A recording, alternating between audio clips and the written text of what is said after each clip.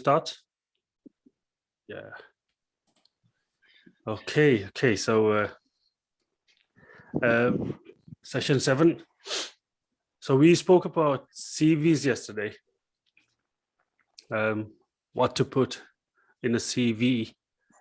Today I'm going to talk about CVs a little bit as well, but what not to put in a CV, because we receive many CVs on a daily basis from people from different countries applying for jobs. Even though we are not currently applying for other countries, we're only recruiting in the UK at the moment, but we still receive many job CVs. So I'm going to show you an example as well and see what that person shouldn't have added to the CV. And then I don't know if you've come across any fake jobs, fake agencies. There's so many, probably in Kenya as well, but I know in the UK there's lots and lots. So people end up paying lots of money to these fake jobs and fake agencies and just waste their money. So I just want to show you how to spot them and how to avoid them. So that'll save your money and save your time. So at least that way, you can do the right thing and then get the right real jobs. So maybe you can, get the sponsorship. So you can save your money. And then also, once you've applied for jobs, you need to know how to behave professionally at an interview and after interviews. So if you have any questions anytime, obviously, stop me and just ask away.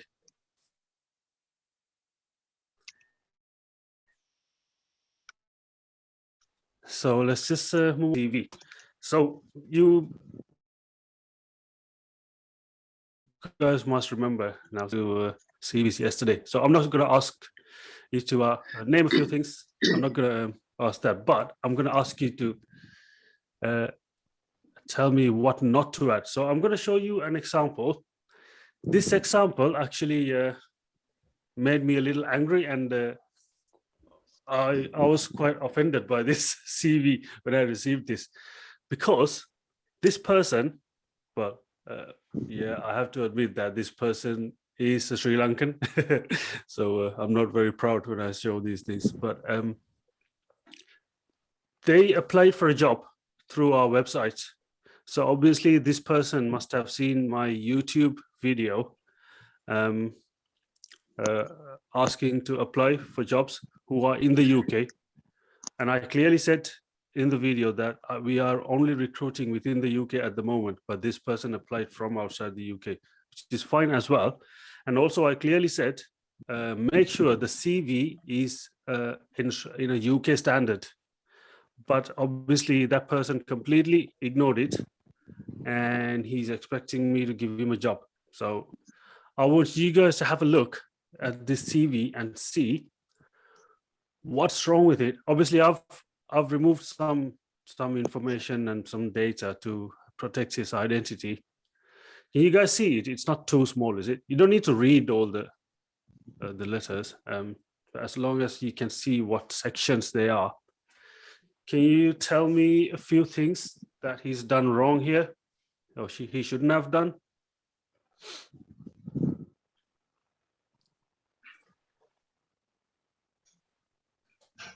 I think he shouldn't have included his photo.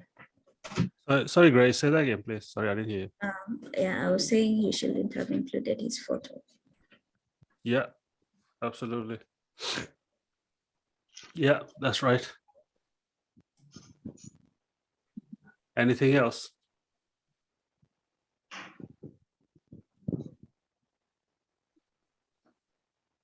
Can you think of anything, especially from what we spoke about yesterday, if you remember? This is not a test. Just say anything, don't worry. Healthcare qualifications. Sorry? The healthcare qualifications. What? This one here, other qualifications? No, No, the healthcare. Oh yeah. What about it? I think it is not maybe supposed to be there. Yeah, it could have been in a better place than that. Yeah. Yeah. Yeah. Definitely. Doing good, Grace. He should not have included the subjects and the grades. It's too much information. That's right. Oh, you mean these? Yes. Yeah. Yeah. Person showed his failed grades as well. So I know he's that's applying yeah. for a, There's no reason to add this. What am I he's going to do with applying for that? a job and he says, I failed, give me a job. Yeah. So you don't put your failed jobs on there. I mean failed grades. High grades, absolutely. And who's interested in dance? He's done some dance. What's that got to do with that? That's fine. That's fine. If he wanted to put his GCE ordinary levels, if he really had some enough space in his CV, if he really wanted to fill it up, he could have put it. That's fine. But it's gone on to four pages as well, right? We said keep it to 2 pages max. Unless you are applying for like a really high profile job, like a university lecturer or a professor or something like that, it could go up to about 3 pages sometimes, because you have to put your previous, like your research information and all that. But a normal professional job, always keep it to 2. Anything else? Can you see any? I can see many issues here. The reference, Huh? the reference, Oh yeah. he's put the person's personal details as well. He says Yeah, contact there's a them through the Gmail. work one, There's the an personal email. email, Gmail as contact well. them at home. Yeah, anybody can have a Gmail email address. Always have to be professional just to show it's a legit reference, unless it's a character reference. So he hasn't said if it's a character one or not. If it's a character one, it's okay. If it's not, Yeah, it's obviously some chairman of a company, so it must be professional. Oh, yes. Who call it on guy? Anyone else can think of anything else?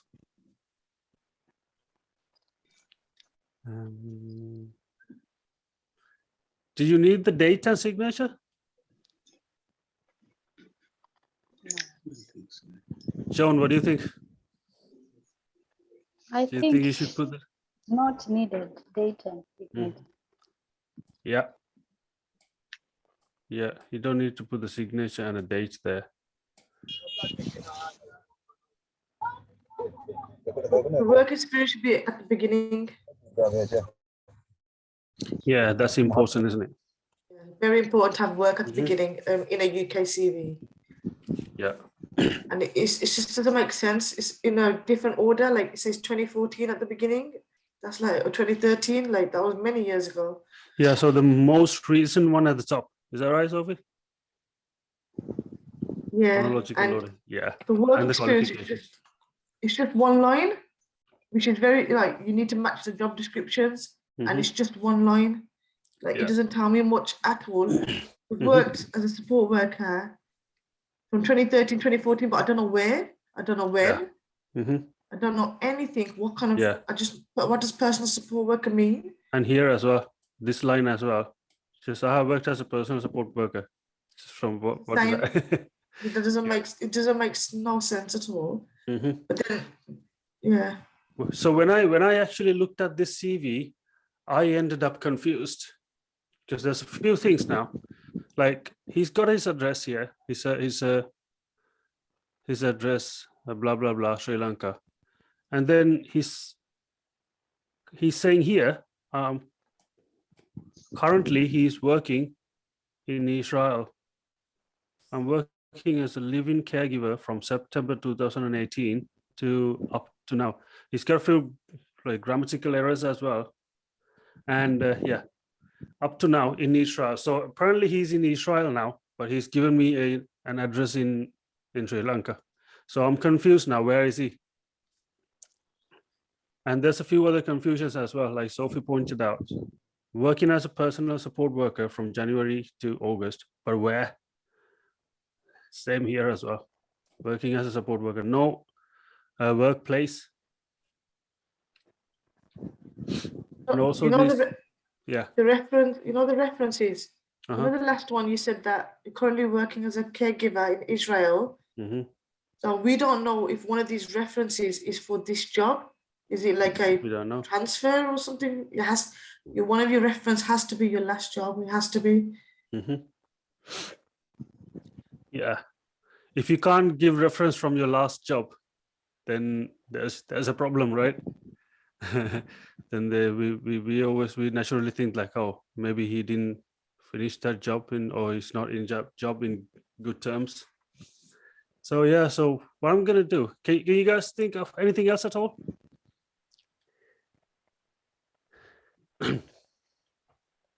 I'm gonna start from the top now.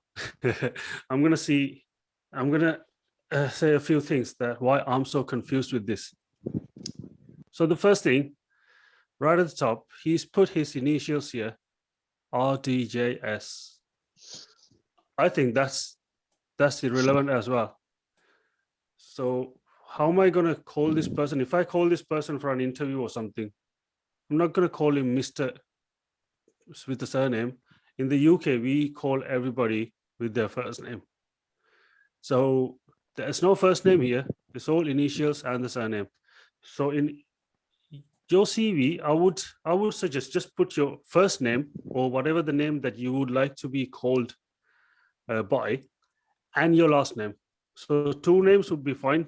You don't need to put the whole name. If you have more than 2 or 3 names, you don't have to put all of it, because this is not an application. This is just a CV, just to show what qualifications you have, what experience you have, and then for the company to contact you so you can get an interview. That's the main thing. Once you've got the interview, if you pass the interview, then they will send you a proper application with all the information that they need for you to fill in. So then you can put all your information they ask for, your full name, your date of birth, your everything. So at the moment, just one name and your surname or the last name would be fine for your CV. That's one thing. And your address, which is fine, put the address there.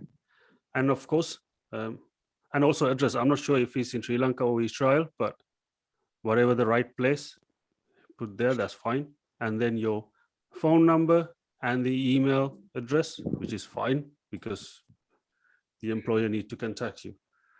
And just put the curriculum vitae here. No need of that. If you really want to put that, put it at the top, because it's in the middle after your personal details. Why? Like, we know it's a CV, so no need to put that anyway. If you really have to put it, right at the top. Yeah, we don't need the photo. And then personal details. Name with initials, RDJS, blah, blah, blah, for the second time. He must be really proud of his name. He's put it 3 times. Name in full as well, right? So name in full, he's got about 5 names, and he's put it with initials and without initials. So I'm offended again as the employer or recruiter, because he's put the name in full and then he's put the name with initials. When I look at his name, I can make out the initials, right? The employer or whoever look at this CV doesn't have any like issues like that you can't even see the initials. He didn't have to put this full name and the initials. Like, it's clear, your initials. I don't know if he's trying to just fill in his CV. Like, some people think like more stuff you put in the CV is better, but sometimes it's just going to look like this all irrelevant. And then address again. It's really trying to prove a point there. It definitely is there. So yeah, twice. You don't need the address twice. Date of birth, no need. No one cares for your age in the UK when you apply for a job, unless the job specification actually specifically tells you that you have to be within certain age. Then you can put your CV. Otherwise, you don't need a CV. For especially if you work in healthcare, it doesn't really matter what your age is, unless you're about 85 years old. So that's not needed. And your sex or gender, that's not needed either. When you apply for a job, no one cares for that. Even if it's a job that only a certain gender is required, then you don't apply for that job if you're not that gender. So no point of putting your gender anyway. And then civil status, whether you're single or not. I really don't care whether he's single or not, because I'm not looking for a dating profile. It's a job that I'm trying to give. So it doesn't really bother me whether he's married or single, or whether he's homosexual, or it doesn't matter. So no point of putting this at all. And the nationality, that's irrelevant as well. Don't even put that, because all these things that you put in, you try to cramp it in your CV, that's gonna make your CV look bad. If you really don't have anything to put in your CV, just don't put it. Just don't put irrelevant stuff. That's gonna give you minus points. And like we spoke about this ATS, application tracking systems. So when they see all these, when you put a CV through ATS, these things are going to mark your CV down. And the passport number, absolutely irrelevant. Some people put their national identity card number and anything, just like it's an achievement. It's not an achievement, like, everybody has a passport number. So just don't need to, because this is not a visa application. This is just CV for a job. So passport number is not needed at all. So as you can see, there's nothing apart from his address and the contact details, maybe name if he put it right. Apart from these three, there's nothing that I actually need from this whole page. This whole page is a waste. And then school attended. So like Grace mentioned, the qualification is important as well, but work experience could have been there. So the first one, because he's actually got some support, care support, personal support and care worker experience, which is good. That could have been his selling points here. Care work, and he's done some care certificate, diplomas and certificates as well. He's got a few experience. So he could have put work experience at the top and then his healthcare qualification after that. Not his school, GCE, dance, religion, social studies results, or his failed subjects. Absolutely not. Don't put your failed subjects. You don't want to put that. Why do you want to tell the world that you failed it? So yeah, that's irrelevant as well. If you really wanted to put this, he could have put this somewhere here at the end. I'm actually going to, in the next slide, I'm actually going to put this in the right place and show you how he could have done this better. And then reference. I think we mentioned, like, you don't need to put any reference in your CV. You can just put something like excellent references upon request or something like that, because you don't need to give reference straight away when you apply for a job. You can give that after your interview, because CV is just to get the attention of the recruiter or the employer for them to give you a chance to face an interview. And at the interview, you prove how good or bad you are. Then you can fill in the proper application for the job. So just CV is just to put your name out there, get that opportunity for an interview, right? Always, when you do a CV, always think of yourself as the employer. What would you like to see if you were actually employing for this job? what would you like to see from the applicants? Do you really care whether they're married or not? Do you really care for their passport number? Right? Always think of that. So let's go to the next next slide. And I'll clear this now.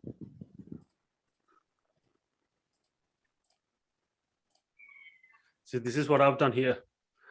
I've managed to put everything that is required into 2 pages.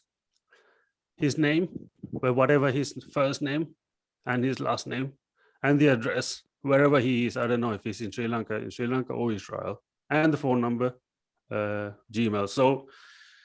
So we got his contact details if we need to contact. That's all we need from his personal information. And then work experience at the top, because he's got some good care experience, and he should put his most relevant ones at the top. Right? So work experience, and then his qualifications. His highest educational qualification is this diploma from a university. So that's not a bad qualification, you know. He could have put it at the top, and the date he studied it from and to date, and then the certificate and the IELTS, and his healthcare qualifications, because these 2 are the main selling points here. You know, he's got some experience in healthcare and some qualifications. So if you really wanted to put his GCE ordinary level, you could have put it here, because he's got a few passes here, A's and B's, if you really wanted. And then the more important stuff, driving license could be very important in the UK. It's not a must, but it's good to have a driving license and a car if you can, if you're doing healthcare, especially because you get more opportunity. You become more employable if you are a driver. And then any other charity work that you've done, or any other extracurricular activity. I know Josephat is giving you guys a great opportunity to get involved in some charity work. So if you can, please get involved, and it's really, really important to your CV as well. But not just for the CV, obviously, you know, doing charity is really good anyway, but it is also beneficial for you when it comes to doing your CV. And even in the UK, it doesn't matter. They're not going to say, oh, you've done the charity work in Kenya. No, it's good. Wherever you've done the charity work, it's important. Even if you're applying for jobs in the UK, they will find it really attractive that you've gone out and helped other people. And it'll show that you are a caring person. And it'll show that you got some experience in that charity work as well. So it's really good. And sorry, Josephat. There are some jobs that require driving license. Now the question here is, for example, those who are playing for Kenya, they do not have the UK's driving license. How can we bridge that? How do we handle that? Sophie, do you want to answer that bit? Hear a bit like how to convert it. Yes. So if you've got a full driving license in your country, you can drive on that for 1 year in the UK. Oh, sorry, Josephat. Did you ask about the driving license? Yeah, how to convert it? Like you did it as well. Yes. Explain it. Okay. Oh no, I know. Yeah, that's something that I'm definitely going to show you guys in another session anyway. But I'll tell you, with your Kenyan driving license, once you get to the UK, you can drive in the UK up to 12 months with your Kenyan driving license. And then within that 12 months, you have to, you can't just convert into a British driving license, but you have to do the test and get the driving license. On which side of the road do you drive on in Kenya? Is it left? Yes. Left side on the road. Yeah, just like in the UK. Left on the road. Yeah. So just like in the UK. So you guys won't have any trouble passing the exam here. Just have to do a little bit of, well, the exam consists of a theory test and then the practical. Theory, you can do a few mock exams online. There are lots of mock exams online. And then if you don't know any of the road signs or anything like that, just do the research, learn it. When I actually did that, when I first came to the UK, I had my Sri Lankan driving license, which I used to drive in the UK for a few months. And then when I actually wanted to get the UK driving license, I actually, even though I drove without any issues, I actually took a few lessons.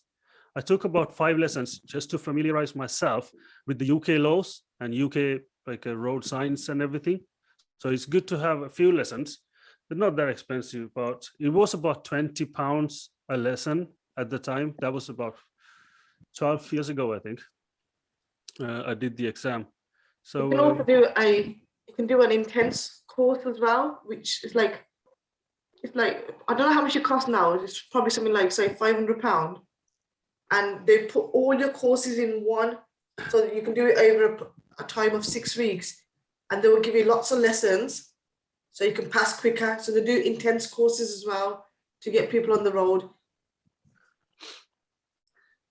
yeah, so yeah, we're gonna talk about it in more detail anyway in another session. So that's on my list. Definitely got to show you how to do that. So Josepha, if you ever come here, you're allowed to, I mean, visiting in the UK, you are allowed to drive with your Kenyan driving license. Okay, thank you. So, okay, going back to the CV, yeah, any charity work and then any other skills like language skills, IT skills, or any other like a special skills that you have, you can put it there.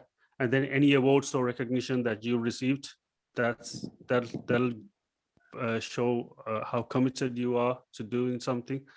So yeah, so that way you can put everything in 2 pages, and this CV looks more appealing than the previous one, and it's not offensive. It doesn't offend the recruiter, and this is a good format for the UK. See, so by putting some stuff, you actually reduce your chances of getting that opportunity for an interview. So always be careful. Don't just fill the CV by just anything. If you don't have any experience or anything, just if you really don't have anything, don't put anything. But like Sophie said yesterday, if you have any experience, like any charity work, looking after the family or helping any people, just put that. But don't just try to pretend that you've done lots of things if you haven't, because at the interview they will ask. So then you don't want to look like that you were lying in the CV. That won't go down very well. So yeah, so sorry, you got to look at it this point away as a recruiter, especially going for the big companies like NHSs and anything in the healthcare system or engineering, IT. Recruiters are majority of them are British or American or Canadian. We're quite ignorant, so we scrutinize CVs. That's our job. So we don't care. That's why we don't look at where your nationality is. We take everybody that's in the UK or applying for a job in the UK to have the basic etiquette to do a UK CV. So we look at everybody the same, and we have to do that because it's a law. We follow the Equal Opportunities Law and the Work Act laws and some other regulations. So we look at your CV thinking, when we look over it, the one that Harsha showed, we were like, yes, it's got good qualifications, but compared to other people that's put it more in detail and sold themselves. And if I've only got one job, I'm going to give that person an opportunity for the interview, and I would decline this person saying, unfortunately, on this occasion, you've not met it. But in Harvard Social Care, only because this setup and other setups like this, because we are more sensitive to overseas people, we will potentially give him an interview if he was in the UK. If he was in the UK, I would give a chance only because we're quite like, but a lot of people won't. So you got to look at it in that way. Everybody's not nice when it comes to CVs. Even my CV being British, I've sent it off to some really big jobs. I would not maybe get a job like Sir Alan Sugar. He's not going to give me a job of my CV. He was scrutinizing because he can. He's looking for certain people. So you have to look at it in that way. I Yeah, have a question yeah, sure. concerning the work experience Mhm. that Sophie discussed yesterday, maybe. If someone has been working online and most of the online jobs don't have any like reference or something you can. So if I'm writing my work experience, do I write I did an online job? Do I write the company?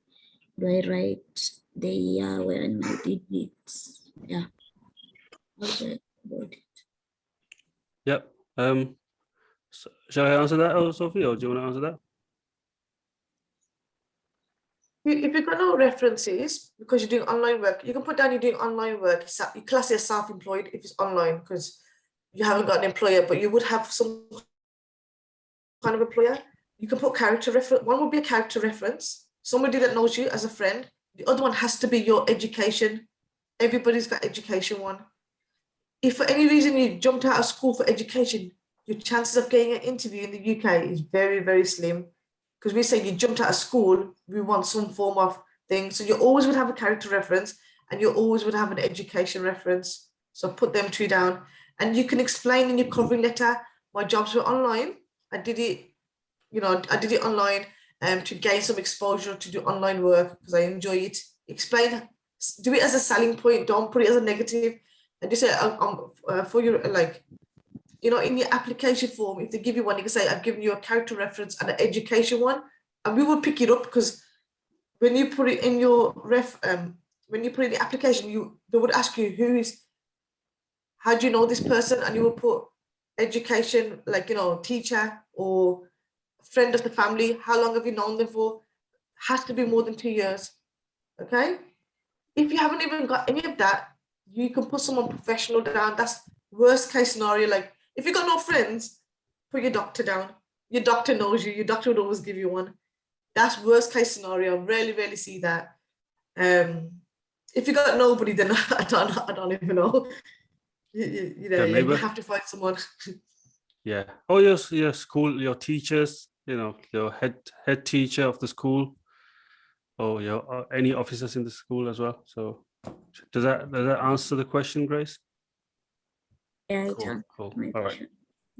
Brilliant. That's right.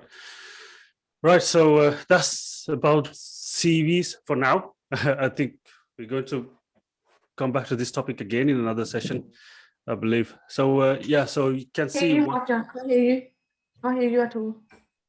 Oh, you can't hear me? The volume's gone. Really? I Can you hear me now? I can hear you, Mr. Hasha. I think it is Sophia's from our side. Yeah. Yeah, they can hear me. So if you, can everybody else hear me? I hear you. Yes. Everybody else can hear me. Sophie, maybe you've gone deaf.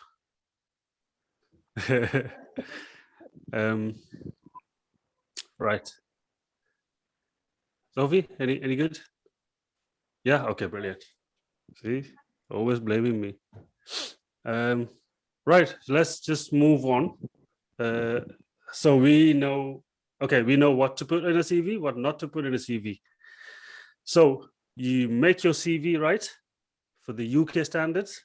So this standard is actually valid for UK, Australia, Canada, America. Canada and America, they call it the resume. This 2-page thing is called a resume in Canada and America. They're big on these two words, resume and CV. A CV is a very long thing for Canada and America, but UK, we always use the word CV. So yeah, so you got the CV and then you need to apply for jobs. So on another session, I'm actually going to show you like how to apply for jobs and what websites or like how to apply for jobs in the UK. But the main thing here is we need to be careful about these fake jobs and fake agencies who are operating all around the world, especially these days because of this a pandemic. I think lots of people, not just in Kenya or any other country, everywhere, even in the UK, Canada, all countries, people have lost their jobs, people have lost their businesses. So many people have turned to scams. And for the same reason, many people from certain countries, like I know from Sri Lanka, I know the people are trying to get out of the country because of the economic situation, because they're struggling. So they want to get out of the country. They want to move to a better country for a better life. So they are desperate. Because of the desperation, all these scammers are making good money out of these people. So it's always good to be educated about these scams and fake jobs and fake agencies and how to spot them and how to avoid them. Because I know for a fact, because I'm on YouTube, I know lots of people actually try to contact me and say, oh, we've spent so much money on this fake job, fake visa agent, and we lost all the money. Now we can't even go to a different country. We can't spend our money on the right thing. So I can't help, because what can I do? They've lost all their money. So all they can do is just look for legal advice, but it's very rare that they can do anything, because those fake agents don't even exist anymore. They've got the money and they've gone. So I'm going to talk about fake jobs and fake agencies. So first of all, let's just try to understand what a job agency or a recruitment agency is. So we use all these names: job agency, employment business, recruitment agency, or recruitment consultants. There are lots of many names, but there are slight differences between these things, but I'm not going to go into too much detail. What do you guys think? Can you tell me what is a job agency or a recruitment agency? Because they are very important especially when you are applying for healthcare jobs, not just healthcare, any other sector as well. Do you know what they do? I'm sure there's many in Kenya as well. There's many in the UK. About 30,000, I think, roughly about 30,000 job agencies or recruitment agencies in the UK alone. What do you think they do?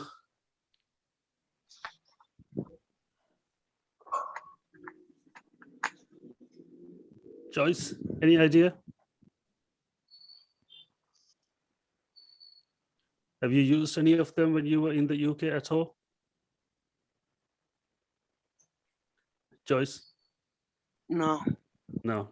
Do you know what they do when it comes to employment?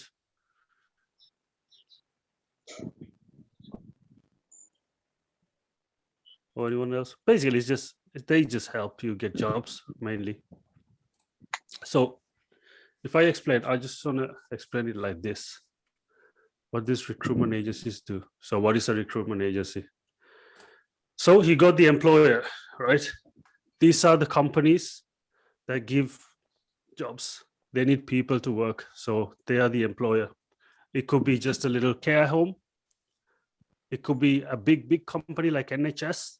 NHS in the UK, NHS means National Health Service, and they are the biggest employer in the UK. And it could be an IT company, construction, or any industry, anything. So they are the employers. Oh, talking about NHS, actually, I'll show you how big they are. So this, I hope you can see the letters. This is NHS England. They've got in England alone, they've got 1.4 million employees. This is not only healthcare employees. This could be doctors, nurses, midwives, cleaners, or an HR team, IT people, everybody. But 1.4 million only in England. And NHS Scotland, another 160,000. NHS Wales here, 72,000. So as you can see, the NHS altogether have more than 1.5 million employees in the UK, and then the British Army and the Royal Navy as well. Talking about British Army and the Royal Navy, on a side note, I wanted to mention this as well. anyone from a Commonwealth country can join the British Army and the Royal Navy. I'm not 100% sure about the Royal Air Force, but British Army and Royal Navy, you can definitely join if you are interested. And also if you have like any degree which is recognized in the UK, it doesn't have to be a UK degree, as long as it's recognized in the UK, you can join the Army or the Royal Navy as a second lieutenant, which means it's an officer position. So you don't have to join as a soldier. So it's a quite good salary, and it's like a good job as well. So they are always recruiting. I'm not sure if they're recruiting from overseas at the moment, so it's best to just check their website. But I know they are definitely recruiting in the UK all the time. So I thought I'll just put it out there as well, because some people are interested in the military jobs. Right, going back to this employer. So these employers need people to work for them, right? You got the people here.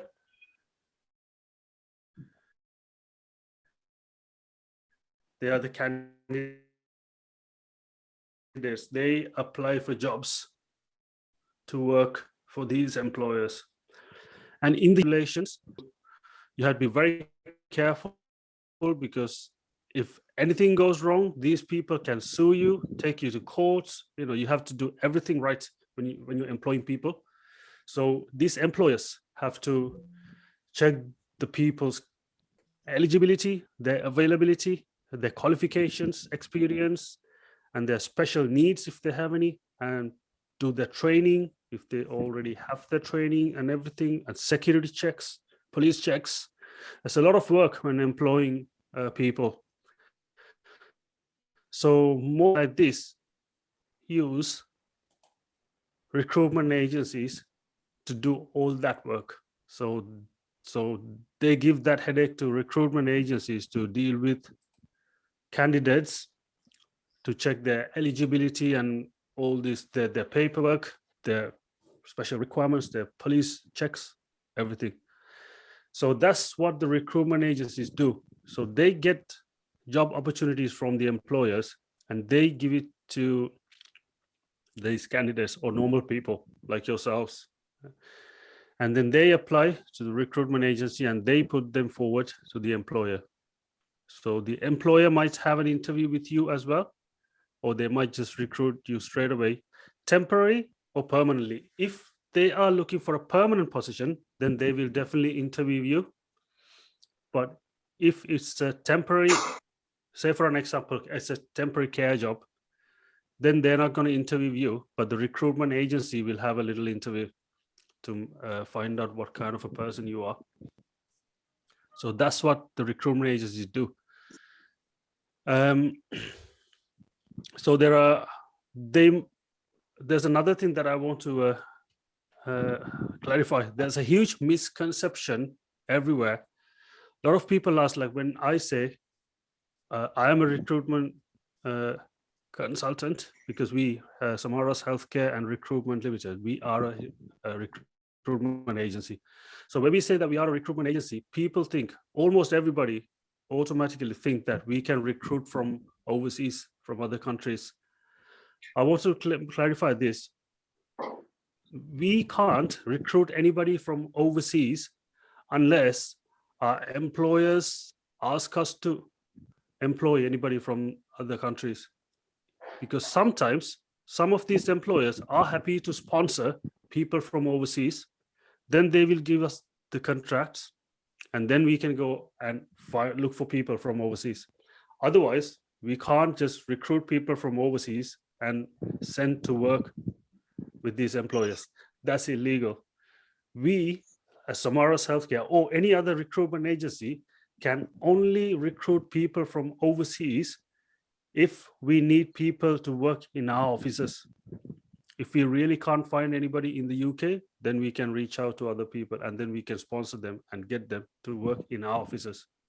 Otherwise, we can't recruit people to send to NHS or anybody like that, unless NHS gives us a contract to go out and look for people from outside. I hope that's clear as well. So hopefully some of us, hopefully we will get some contracts in the future that we can actually look for people from overseas. That's where we want to get to. So we are actually building our portfolio with NHS and care homes and big companies at the moment. So we'll see. We will let Josephat know if we come to that, and then we can help more people then in the future. Right, so I hope that's clear. And then these recruitment agencies, there are many fake ones. I think there are probably more fake ones than real ones. So let's see how to spot them. Have you ever come across any of these, or anybody that you know giving out fake jobs, thinking like, oh, we will send you to UK or Canada, especially Canada? I've seen many to Canada. Have you guys seen any of them at all, or trying to approach you to give you jobs? Lucky if you haven't been approached. So I know a lot of people that have been approached, and they have been stupid enough to pay these fake agencies as well. Fake jobs and fake agencies. First of all, I have a question. Oh yeah, sure, Simon. It's like, now you're talking about these fake agencies and consultancies. Like, see, like in YouTube, there's a lot of fake people, especially like they say recruitment and healthcare workers without IELTS test. Is that possible? Without a test, yeah. IELTS test. Sorry, say it again. They say their UK care assistant jobs without the IELTS test. Is that possible? Yes. You can get a job without IELTS. Mhm. Because the UK don't just do IELTS. Today, actually, it's the 15th today. It should be out on the government website. I'm just going to check, because they was going to release the actual credentials for it today. But we have something called, there's lots of equivalents. You can do like UK NARIC. You can convert your qualifications.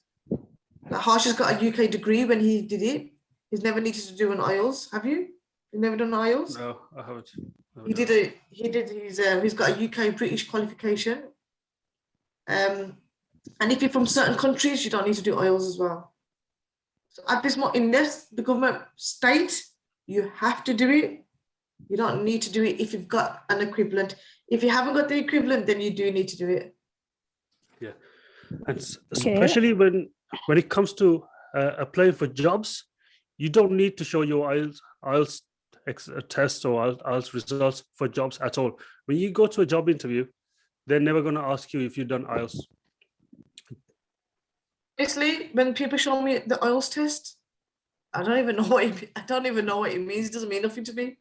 Yeah. So, because I'm British, I know that you do it, but I don't know what level the employer wants. So unless the employer tells us, but an employer has never said to us, Harsha, Sophie, we need IELTS 6 or 7, give them a job. We don't look at that. We never have done. Yeah. So any job, it's not just healthcare. Any job when you go to, like even if it's an ID industry or whatever, they never ask you for any IELTS test, IELTS results at all. That's why they do an interview to see if you can speak English, if you understand English. That's all that matters. They're not going to ask for. Just to clarify a point there on IELTS, I'm glad to know that for job interviews you don't need IELTS. However, for visa applications, it's on point to point basis. So language proficiency has its points that you can get a job, you can get sponsorship from an employer, but particularly when you're from Kenya and you apply now for the visa here, you might end up losing the visa because of IELTS if you do not have it, because there are points that you must meet for you to qualify for the visa. Yes, There you go, Simon. Does that answer your question? Yes, it does. Oh, Yes. I have a question. Yes, Anne. Okay, but you've just said that you don't recruit from overseas, right? So far, you've not been contracted to do that. Now, my question is, has NHIS and care homes started? So they have not started recruiting from overseas. They do recruit from NHS, especially. They do recruit from overseas. I know some people, especially in nurses, they have come to the UK with the skilled worker visa, the 5-year skilled worker visa. So they are actually recruiting, and you can even apply directly to NHS without having to go through a recruitment agency. So if you can actually directly apply, go ahead, because it's safer to apply directly to NHS or any other job than going through recruitment agencies. But sometimes NHS can't handle all the applications all the time, so that's why they give to NHS.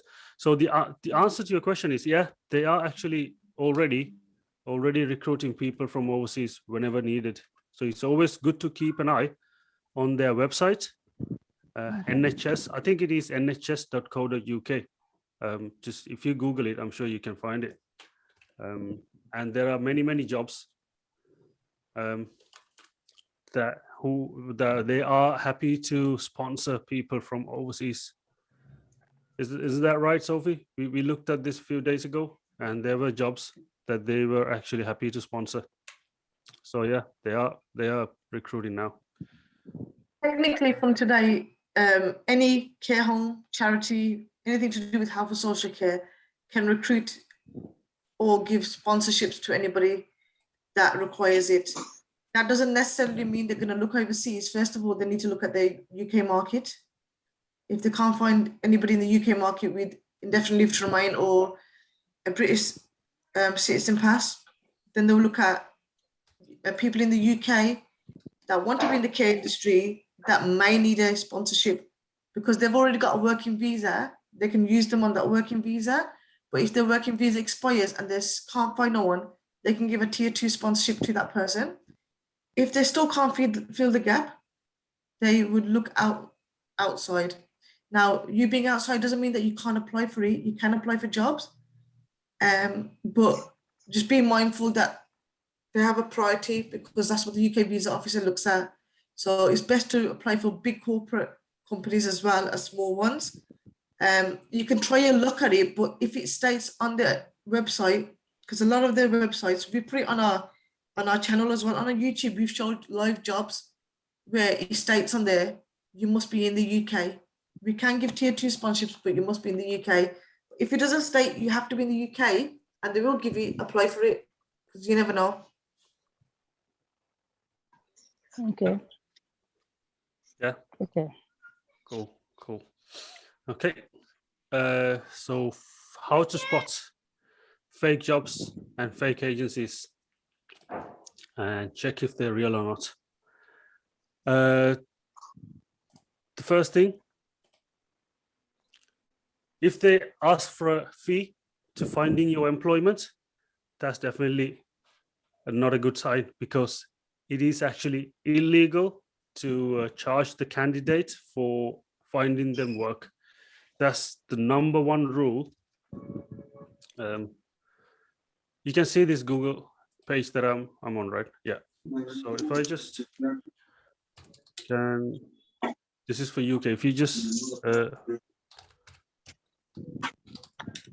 search for this for the UK.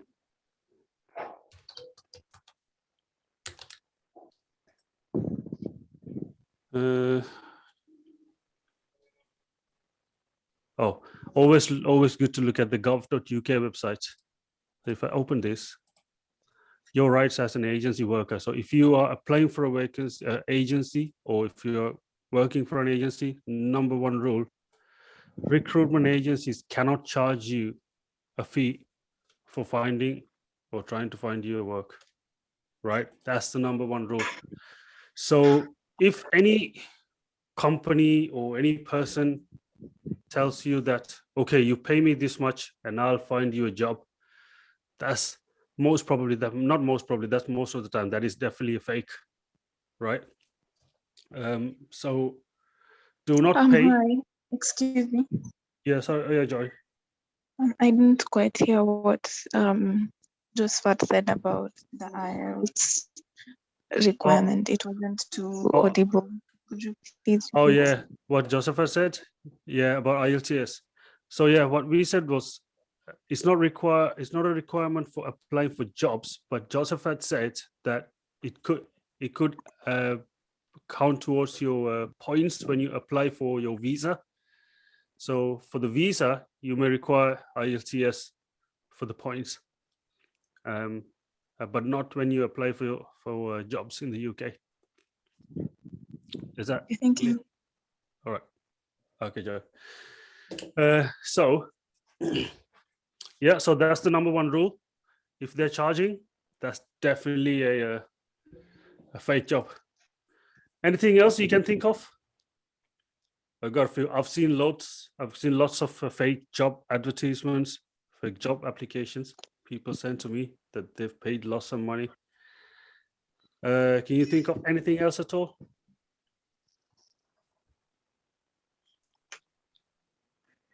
I'll put one here.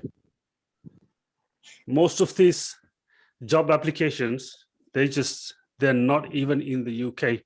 They are from could be somewhere in Europe, or I don't know, it could be in somewhere in Asia or Africa, or wherever. They just make these application forms, and most of the time they don't even have proper English. There's poor spelling and grammar. If you see any errors, spelling or grammatical errors in the application, that's definitely suspicion, because you definitely have to check, because if it's a proper company, they will never send you an application with spelling or grammatical errors. And the official email address. Any proper company, it could be an employer or a recruitment agency, they will have a proper email address with their company. Like for an example, the Samaras Healthcare Recruitment, our emails has the whatever at samarashealthcare.co.uk, or official email address. If you get an email from a Yahoo or a Gmail or Hotmail or anything like that, the free email address, anyone can create a Yahoo Gmail account or free email account.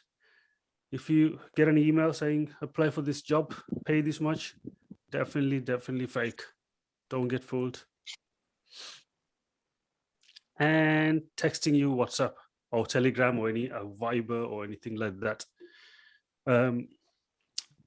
Any recruitment agency or an actual employer will not text you via WhatsApp or anything like that during the application process.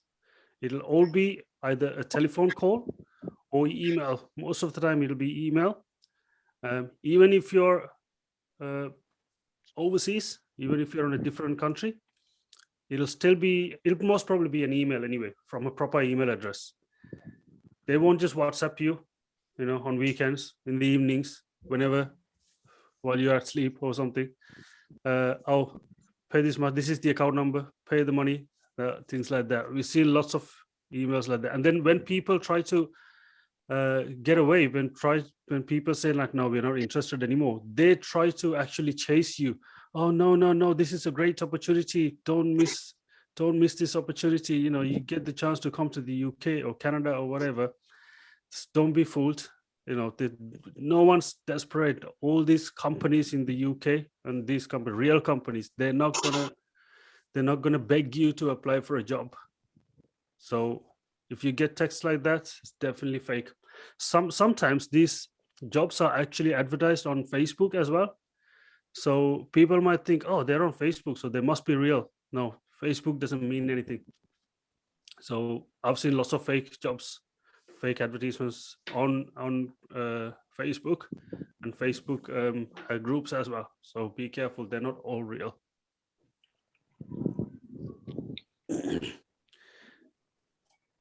Companies House. This is the official government institution for registering companies.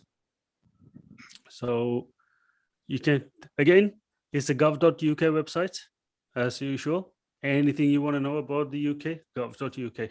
Always remember that website. So if you go to Google again,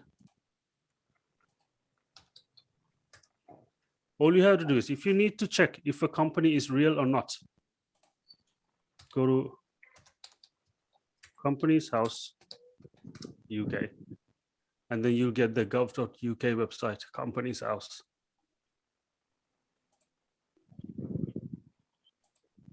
Right, find company information. And then there's some information and you can just start. This is all free. You can just check. If you put the name of the company that is registered in the UK, you will see. So just for an example, I'll just show you our company. Samaras Healthcare and Education, Samaras Healthcare Recruitment Limited. So this is definitely a registered company on the official, you can see official gov.uk. You can even see the real people as well. My name, Sophia's name. So this is actually, you can check any company registered in the UK. You should be able to see, if you put the name there, search for it. Or even if the person, if somebody says, oh, they're the director of the company or something, you can even search by the name of the person, officer name, see? Or the company number, company registration number. Always check for the company registration number for any email that they send to you. Any applications, sometimes mostly emails, there should be a company registration number, so you can copy that and paste it here, and you should get the company information. So if it's registered, then at least that's the first step is complete. At least you know it is a registered company, which is a good thing. And that's how you check if the company is real or not. And then there's this other website as well. It's not the official government website, but this website, Jobs Aware, they actually do work with the government and the police as well. So if you want to make a complaint for anything, you can do that as well. So if you jobsaware.co.uk.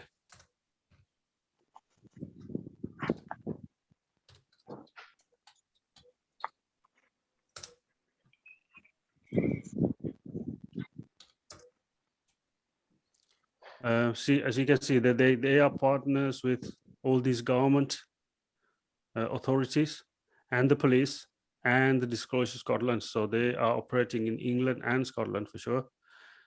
You can, if you have any issues, you can complain to them. If you have been scammed or anything, you can still complain to them. Hopefully you will not be scammed. Now you know how to spot a real or a fake agency or a job employer. So do not get scammed. If you have by any chance, you can see, and you can get lots of information on this website as well, jobsaware.co.uk. Okay. Any questions so far? So you're not going to get scammed or anything. Always, if you have any issues at all, any doubts, always reach out to Josephat and his organization as well. He's trying to help. He's trying to keep you away from these fake agents and fake jobs. So always stick to Josephat and the GHIC. And one more way, but there's many other ways as well. These are the main ones, but you can always contact the actual employer. If a recruitment agency, whether they're real or not, to say that we are recruiting for the NHS or the British Army or anything, you can actually contact the NHS or whoever they're saying they're giving the actual job. You can contact you can find their website on Google and contact their HR department or their contact us page send an email or contact form or something, say like this company, this recruitment agency, they're saying that they are recruiting for you guys. Is this job real? And then they will get back to you. They will let you know whether it's real or not. So that's a good way of finding out if that agency is actually recruiting for a real job. Because sometimes when I say that, if you're going back to the first thing, charge a fee, recruitment agencies are not allowed to charge you a fee for finding you jobs, but there are certain services that they may have to charge. But for an example, in the UK, in England and Wales, there's this thing called DBS, Disclosure Barring Service. That's like a police check. If you work in healthcare and a few other sectors that you need a police check, these recruitment agencies need to do a police check on you. And that is not a free service. You have to pay something like about £50, £60. That is not for the recruitment agency. That's actually for the government for doing this check. So those things and any training that this recruitment agencies provide you, they might have to charge you for those things, but that's nothing to do with giving you the job. They can't charge you for giving you a job. Some people, I spoke to someone a couple of days ago. He's from Nigeria, and he was saying some company was trying to charge him £9,000 to find him jobs, find him a job. £9,000 to find a job. That's illegal, first of all, and that's a huge amount of money. Like £9,000, like to find a job. You can do it for free. I'm going to show you, maybe not today, but in my next session, I'm going to show you how to apply for jobs, even if you're not in the UK, and you can do it for free. You shouldn't have to pay a penny to apply for jobs. Like I said, you might have to pay for some training courses, or sometimes you have to pay for your DBS, or for Scotland, it's called PVG, Protecting Vulnerable Groups. Apart from those things, you shouldn't have to pay for anything. Okay. And any questions about fake jobs or how to find them at all? Any other suggestions how to find them?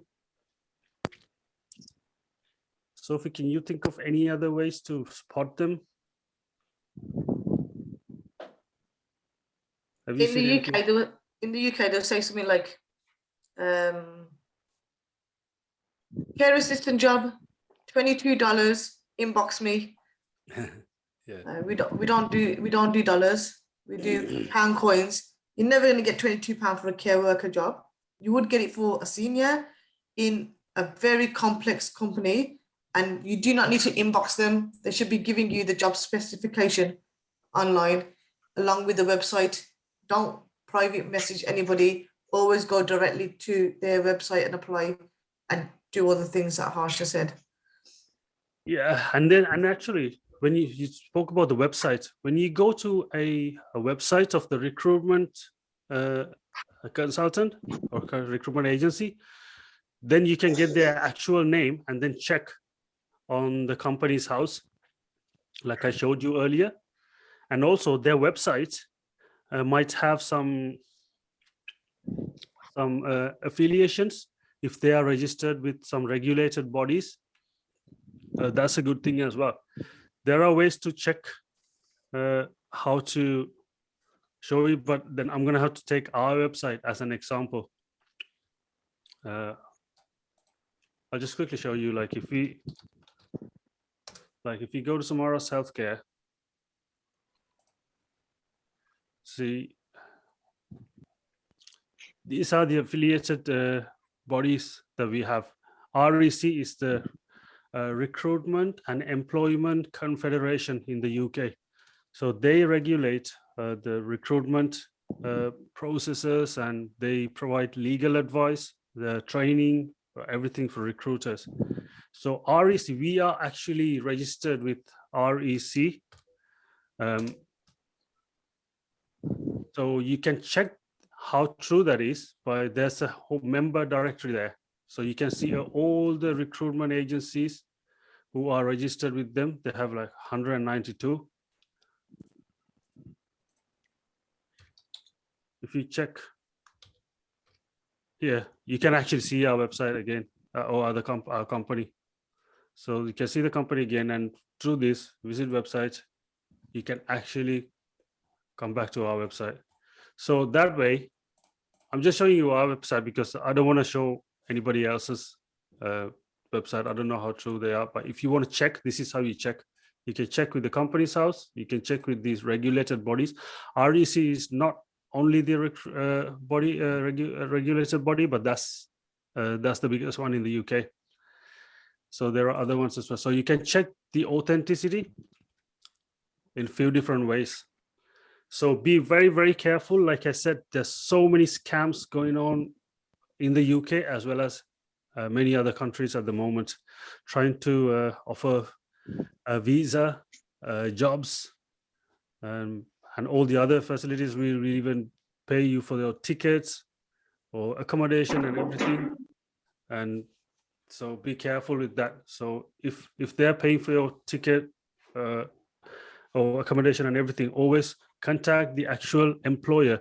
I've seen in Canada, there's apparently Coca-Cola recruiting many people from abroad to work in their warehouses. That's absolutely rubbish because that's not true. All these fake agencies do that. So if you're not sure, you can always contact actual Coca-Cola company and check if they are actually recruiting in this branch in whatever the country that they're recruiting for.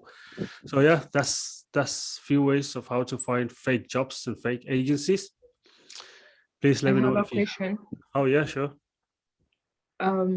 So let's say, for example, an agency is saying they have been hired by the government to recruit for them.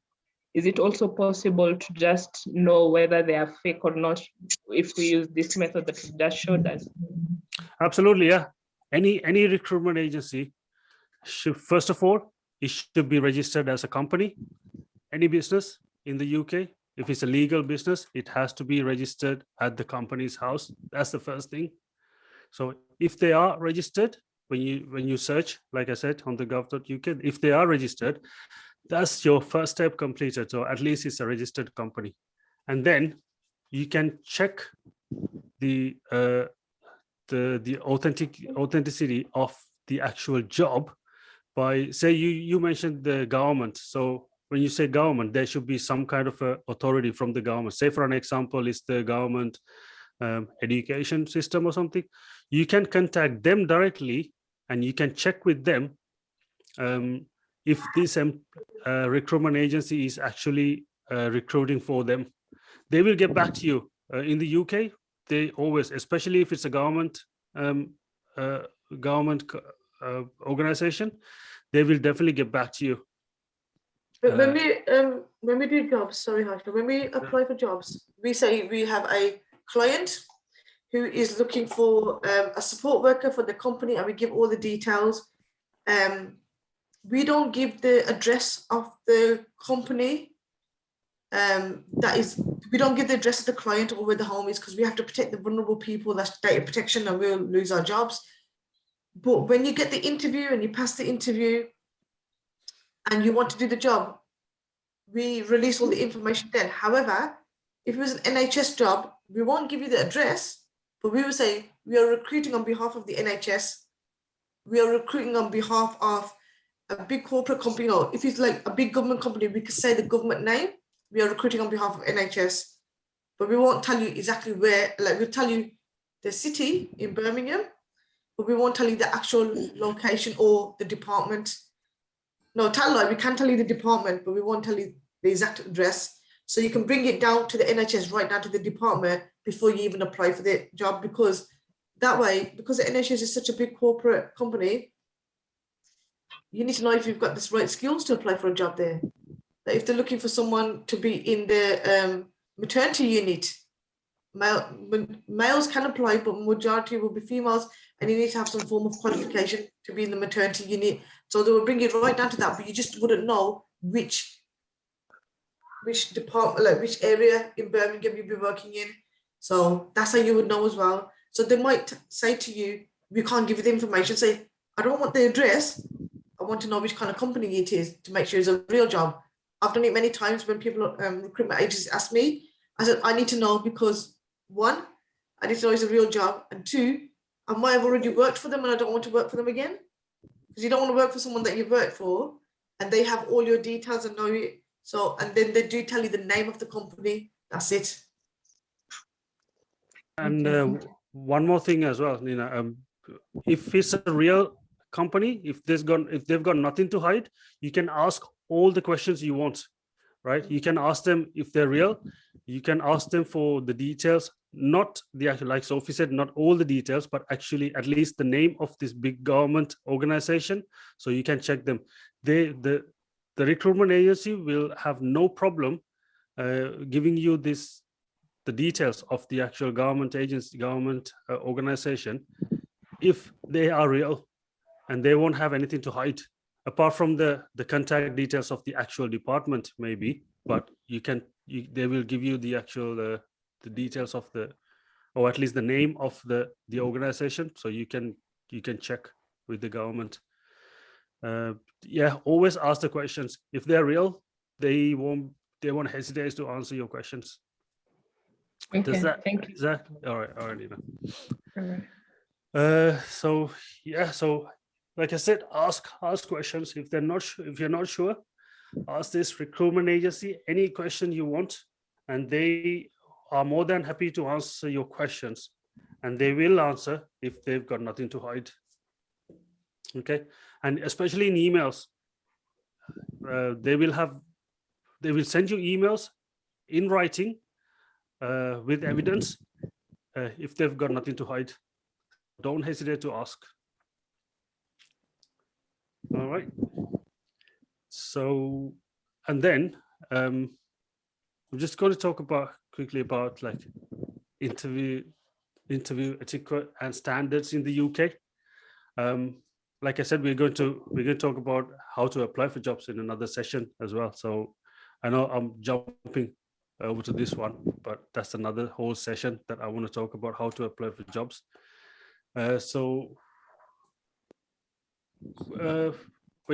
Once you got the interview, so you got the CV now, you applied for real jobs, not the fake ones. So you got a real job. Any real job would have at least a small interview.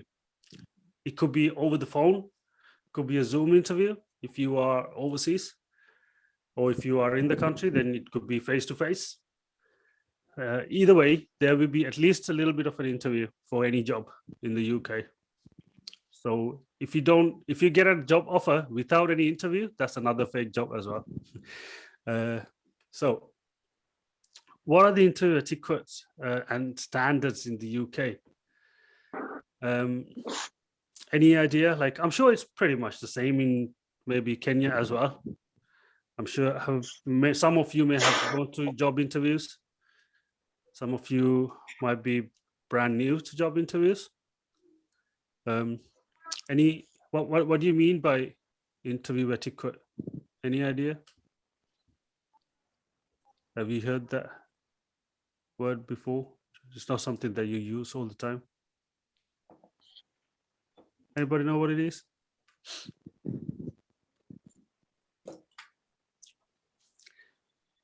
Basically, etiquette, that is your behavior. So how do you behave at an interview?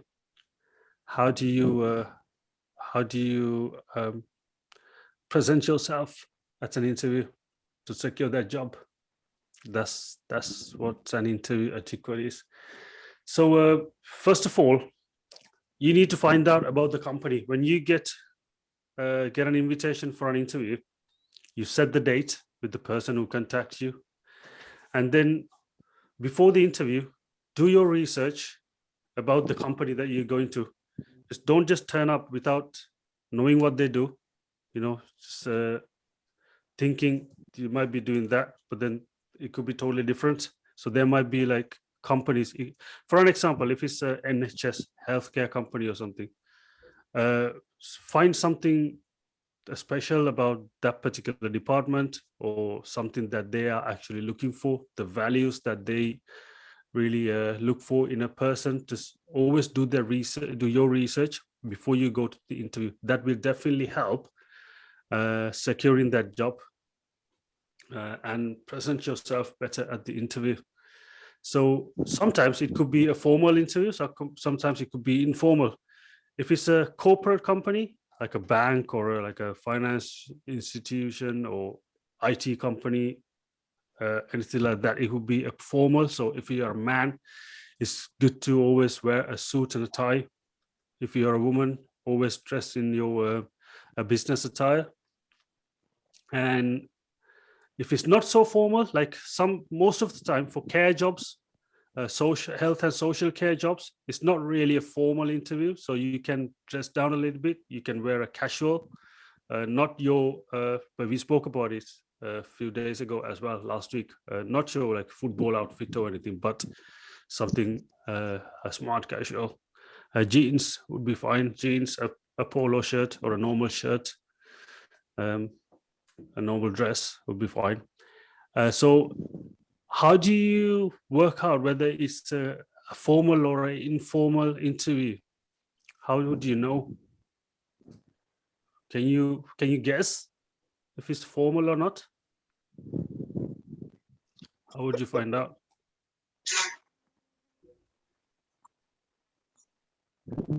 Joan, what would you do if you were invited for an interview for a job? How would you work out whether it's a formal interview or an informal? What to wear? Whether you should wear a casual dress or a business attire? How would you work it out? Maybe first I will find out about the company. Yeah, that's a good one as well. Definitely. And the best way is it's okay to ask. You know, when you get a phone call or an email asking you to come for an interview, you can always ask them, what kind of a dress code would you prefer? So the person who contacts you, they're probably from the HR team, or it could be one of the managers. So just ask them. They will rather you ask them than turning up there with the wrong dress code. So always ask if it's a formal dress code or in casual, right? And then, so when you turn up, so you got the, so yeah, we know how to work it out, whether it's a formal or an informal one. And then the next one, so you turn up. Sorry, say it again, John. What happens when you dress formally and it was maybe a casual interview? If you didn't happen to ask and you dress formally, what happens? Yeah, they will still carry on with the interview. It's fine. It actually happened to me. I'm just talking about like I know everything, but I underdressed to an interview first once when I went for an IT job. I made the mistake of not asking. When I went to the interview, I realized that everybody is in their full suit and tie, and I was just wearing a shirt and trousers.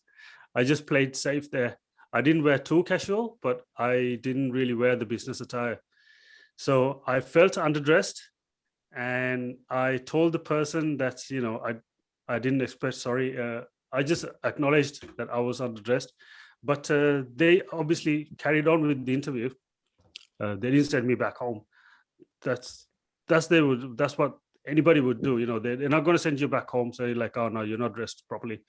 They will carry on with the interview, but it's always good to give that first impression. So you blend in with their company, their office, or their business, the work environment. They won't mark you down for not dressing up.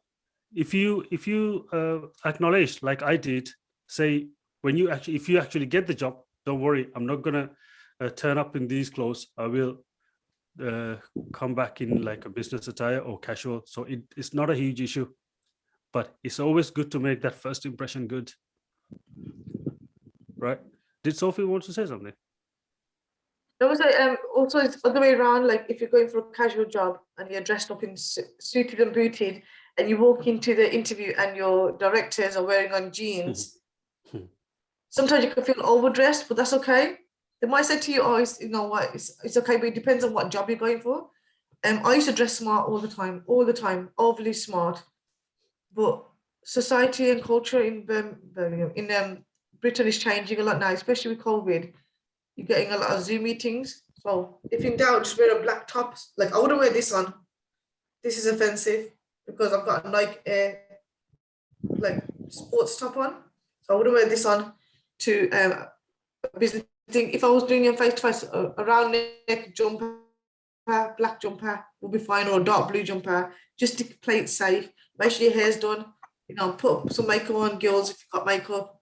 Yeah, so make sure you look presentable, but they won't mark you down either. They will just tell you, but always just, if in doubt, ask, because you never know. I went to an interview the other day. Just remember I told you me and Harsha were just messing around and we applied for 50 jobs. I went to an interview the other day in my jeans because I wasn't looking for a job, really. I just went to gain experience, exposure, to help people. And I felt underdressed. And I said to them, oh, I'm so sorry. And I said to them, I just moved from England to Scotland. I didn't know, because we dress like this in England. And they said, it's not an issue. So you can say, look, I'm sorry, I just moved from Kenya. I didn't know that, you know, it was this one. But from that, you will learn next time I call. Yeah. Yeah, just if you are not dressed for the occasion, just admit it, you know, just acknowledge it, you know, just say that, yeah, I understand, but next time I will do it right. So it's not a huge issue. All right, John. And the next one is greeting. So, yeah, so you turn up. Nowadays in the UK, like normal interviews are now started again after COVID. People do actually invite you in for interviews most of the time. People still do Zoom interviews as well, but now they are still starting actual physical interviews now. So the greeting, first thing, usually, you know, you shake hands usually when you like introduce each other, when you actually first, before you start the interview. And also, if you guys remember, I spoke about this personal space, personal boundaries on the second session, I think. Like, you know, always keep a little bit of a distance. I know COVID times, you don't get too close to people anyway, but in the UK, the British people don't really like to stand too close to other people, and they don't like anyone else standing too close to them, especially when it comes to an interview. So always maintain a healthy space between you, like, you know, just enough to do a handshake and that's it, and maybe like a meter or two. So it's always good to give that space to the other person. Usually now by law in the UK, you have to be interviewed by two people, at least two people, because one person is to do the interview and the other person is mostly as a witness. So you will most probably have two people interviewing you. So you don't need to be, no need to be scared or intimidated or anything. You know, they are all human as well. So just be natural. Don't be nervous or anything. If you don't have anything to lie about, you don't have to worry about anything. So yeah, just go there, turn up on time, greet. You'll probably say, how are you? Don't say you're right, like they always say in the UK, not as a job interview. Talk a bit formal than that. And the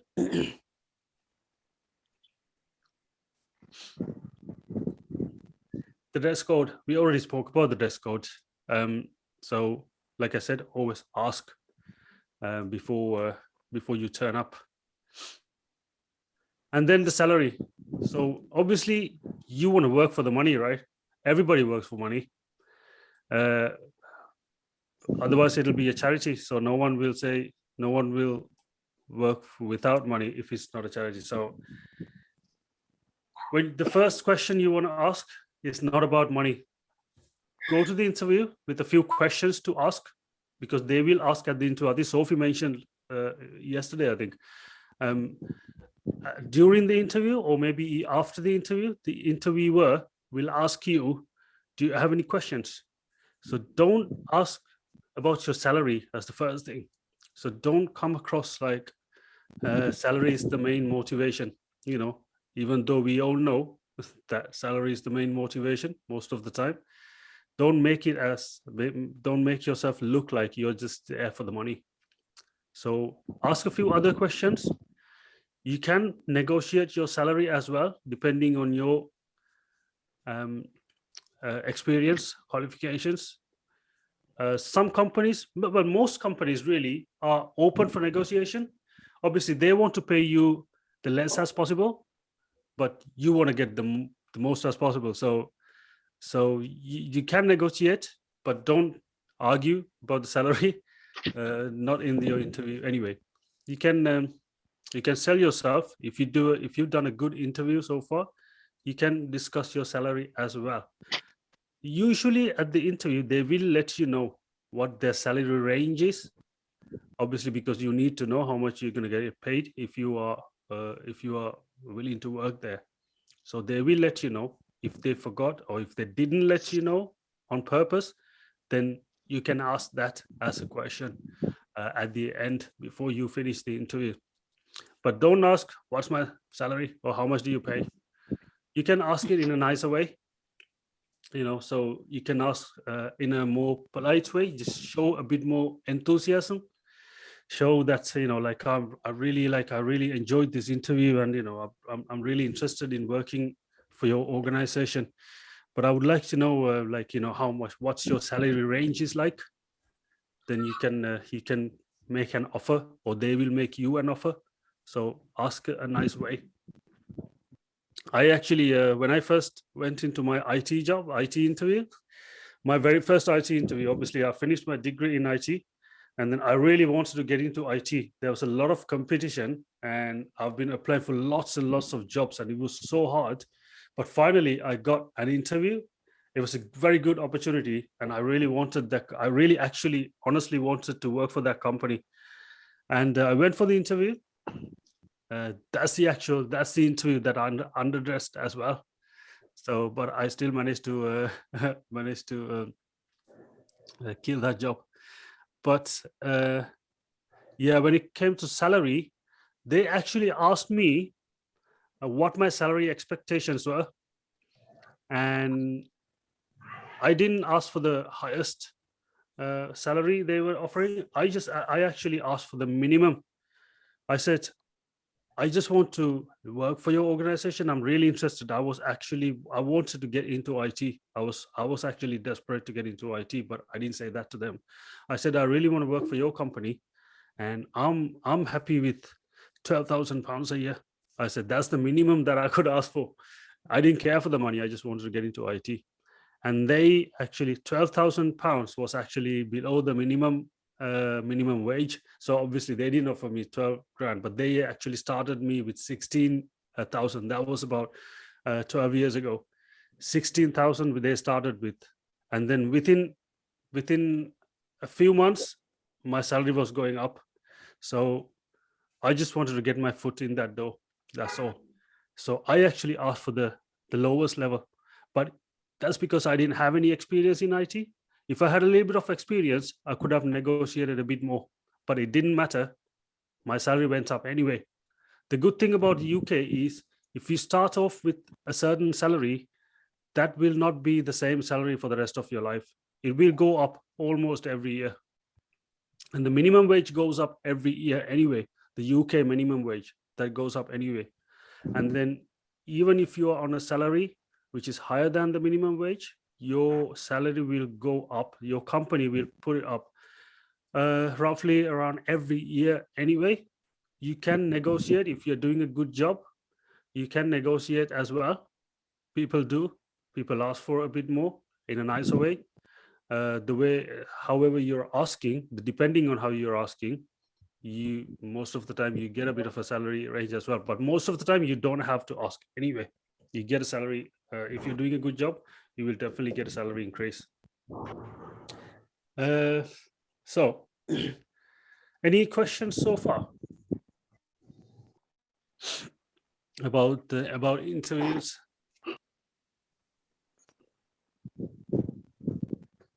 I have a question. Yes, yeah. Yeah, but it's in reference to employers. Mhm. I have an experience of working with employers who don't have email addresses or don't give much about their contacts. So all I have is like their mobile number, and I have witnessed in job applications, some employers ask for references which have got email address, or maybe they will say the working number, the work number for the last company, or maybe the institute you worked for. So what happens if you don't have an email address? This applies mostly in Middle East. Most of Right. the Arabs, I have seen that they don't have, I have worked several employers, and they don't give the email address. They would say they don't have, they only have the mobile number. And if they give you a reference, a recommendation letter, it doesn't have any email address, which to some case is important to the employers. Yeah. So yeah, like you said, yeah, that could happen in the Middle East, especially. If you can get the email address or the contact details of the actual agency that you were sent through, then you can do that. You know, if the agency, you know, that whoever the agency that you actually that actually sent you to work there, they might be happy to give you reference, but they might have a proper email address and a proper workplace and numbers. So you can use them. If they are happy to give you reference, then you can ask them. That's one thing. And then if you really can't get them, then obviously you'll have to use this the personal email address of the actual people who you were worked for. It doesn't look the best on your CV. So if you can, like I said, try to get the agency's information if you can. Oh. All right. Okay. Brilliant. Thank you. That's all right. Any more questions? Where's Grace? Grace has gone quiet. Ah, Grace there.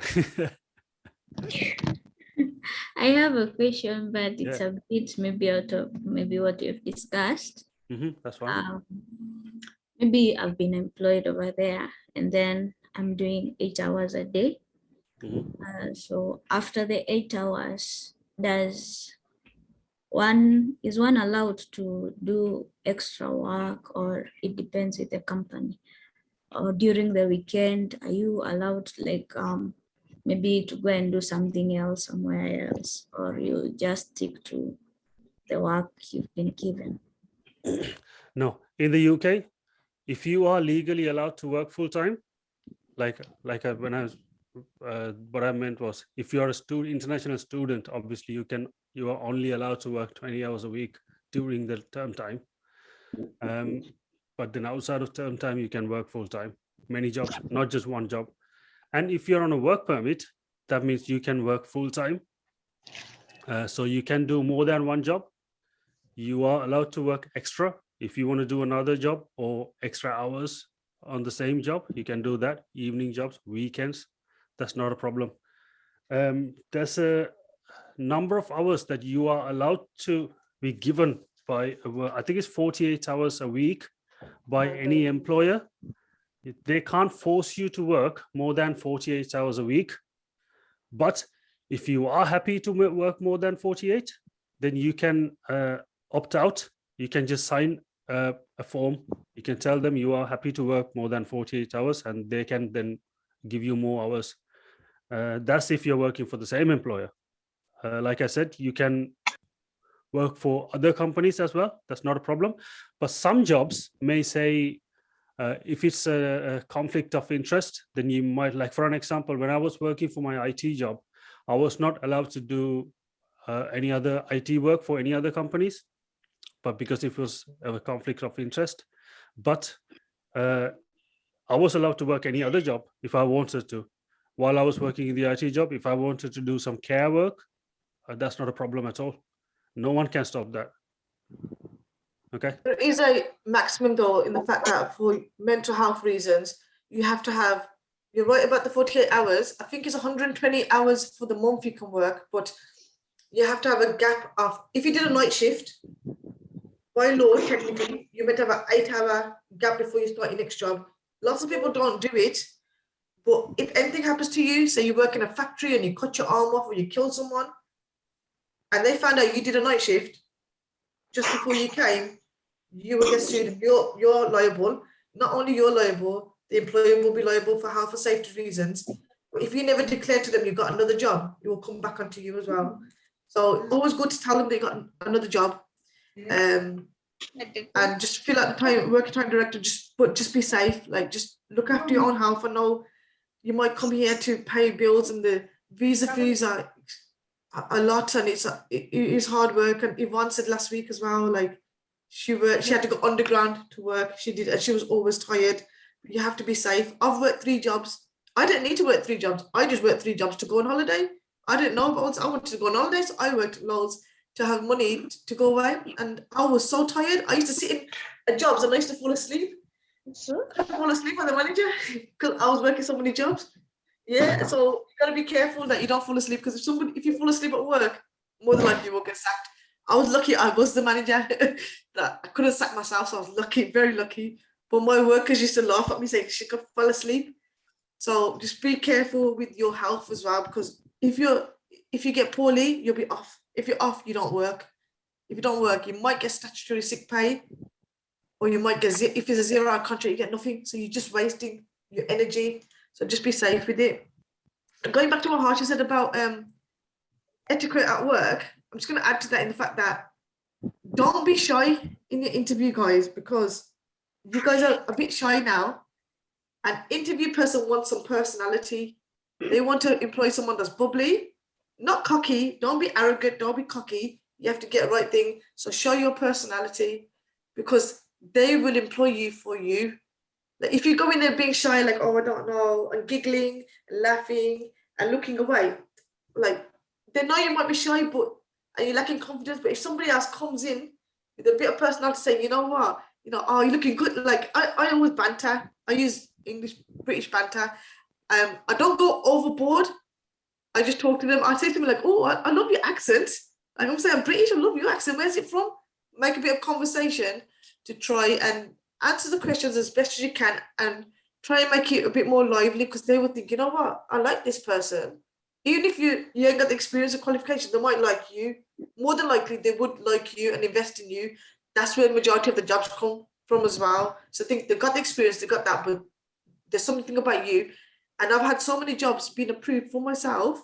I don't know about Harsha, but for myself, saying there's something about you and we know you can work well and do this and that. And a few jobs have actually put my salary up because of the way I was. I went to a job once, £24,000. I didn't care for the money, just like Harsha said. I wanted that job, and they put it up to 30,000 because they liked me and they wanted to keep me. So keep that in mind. If you want to negotiate your thing, have a personality. I know it's hard to say. If you're worried about it, do some interview techniques. Keep going for job interviews, even if the job is not for you. Even if you think, I don't want that job, just go for the interview to learn and grow as a person. That's why we went for interviews the other day, just for the fun of it. Just because we thought, you know what? And we realized, and it's also to help people like you, like interview, like, filling out forms is long, how to dress, is it still the same? So that's our research that me and Harsha were doing to see how it is now. And we got majority of the jobs because of personality as well. Okay? Yeah, I want to add one more thing as well. Sometimes you may have to apply for hundreds of jobs to get one interview. That could be normal sometimes, But don't get disheartened. Carry on until like I said, I was in the UK. I had a British degree, and just after my uni degree, I was applying for hundreds of IT jobs, but it was so hard. The competition was so high, and I was actually getting fed up of it. But I carried on. That's why I was so desperate at the end to get into an IT company, but I managed to get it. But don't get disheartened. Apply for many as many as possible. And when you get an interview, it's not always guaranteed that you're going to pass the interview and get the job. Sometimes they might not offer you the job, but consider every interview as an achievement, because from every single interview, you learn something. That experience is definitely important for your future interviews and when you actually start any job as well in that company, or even if it's a different company. So any interviews is a great opportunity to get lots of experience. So even if you don't get a job from an interview, if you get it, then that's great. If you don't, it's still an achievement. So don't get disheartened by not getting any jobs. In the UK, it's okay to ask them, if you got declined for a job in the UK, you can ask them and say, oh, I just want to learn for next time. Can you just tell me where I went wrong? And they will say, yes. You never answered these questions properly, or you were talking about this bit more. They will tell you, they will give you feedback, and just say to them, thank you very much for your feedback, and take that feedback on board and go, sometimes the feedback's rubbish. I'm not going to lie. Someone declined a job for me saying I'm too ambitious. How can you decline a job because you're too ambitious? That showed me, because that job, you know what they wanted? They wanted me to make tea and coffee for the directors, and I'm not nobody's slave. I never applied for a tea and coffee maker. So they wanted that type of people. So some people might be arrogant in what they're looking for. Don't belittle yourself for a job, okay? Don't be, if they said to you, you're going to be cleaning toilets and making tea and coffee, and your job is meant to be a senior officer or a senior office administrator, don't belittle it. Tea making, even me and Harsha, we said anybody that works for us, we would make tea, they will make tea, everybody makes tea, we offer it to everybody. It's standard etiquette and a bit of respect. You don't want to work for a company that's disrespecting you, because if they're like that at the beginning, you don't want to work for them because they won't treat you nice. Okay, so always have a feel for it. Don't just go for the job because you think, oh, they're going to bully me. Don't go for a job like that, because there are some people that will bully, and that's where you would tell them to fuck off, but you can't. But then they won't give you a good reference. So if you know you're not going to stay in that job and they're not going to give you a good reference, you're better off declining the job. Sometimes it's okay to say no, because you have to look after yourself. Don't just think, if I know it's hard when you're on a visa here. If you think, okay, I'm going to come here on the visa, they're going to treat me like crap, I'm going to try and find another job. That's totally up to you if you can take it, but nobody should be treating anybody wrong. And even if they do, Harsh has given so many things where you can complain to people. He's got that Jobs Aware, you've got ACAS that you can complain to as well. So you have got a lot of support, but don't degrade yourself for a job as well, okay? Have some people like self-respect.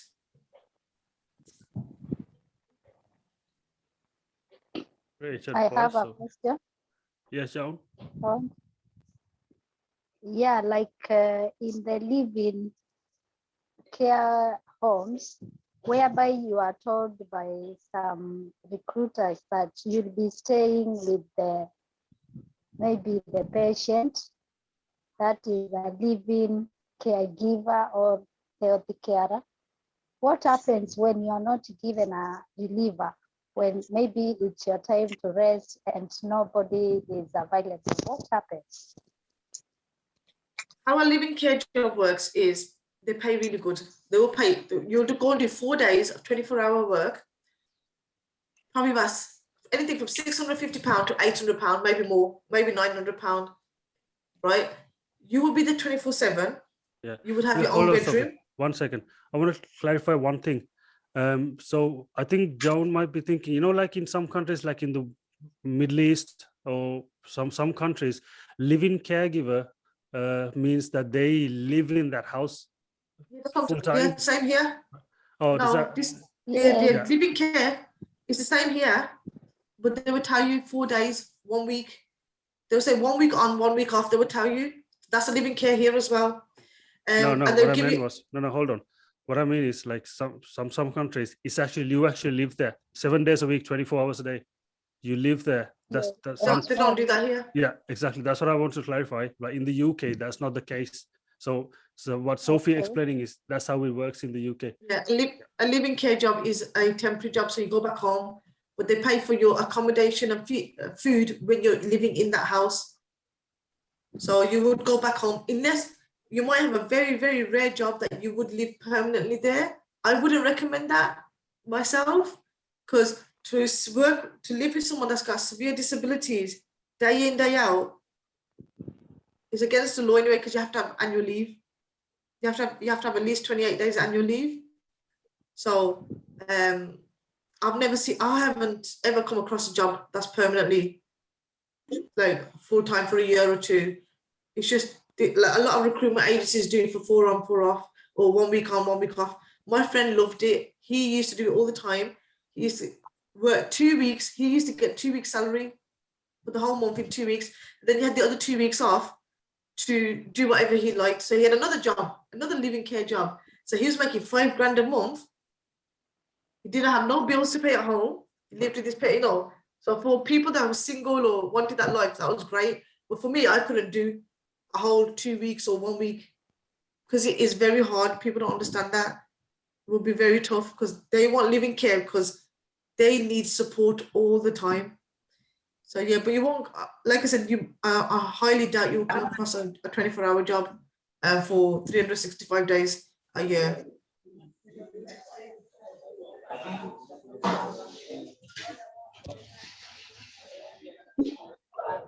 Do they allow your family with you? Join you?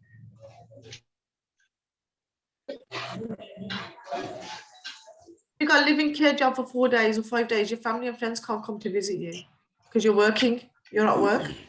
Unless you get a lunch break and they want to come, but usually living care jobs are quite far. They're quite rural. My friend used to travel 3 or 4 hours to his job in the middle of nowhere. So it all depends on where it is. And these are the things you can ask at interview. If you get the job, you can ask them, can my family visit me? All these questions are brilliant questions to ask, because each company has their own rules. Because you're going to be more than likely that carer is hiring you. So it's the carer that's looking for somebody, and they've hired a recruitment agency or the local authority to help them get a staff member. So you can ask them, can my friends visit? They'll say no, or yes, in your lunch break. Would I get a break? Yes, you'll get this much. Like, you can ask all these questions. They are brilliant questions to ask. Thank you.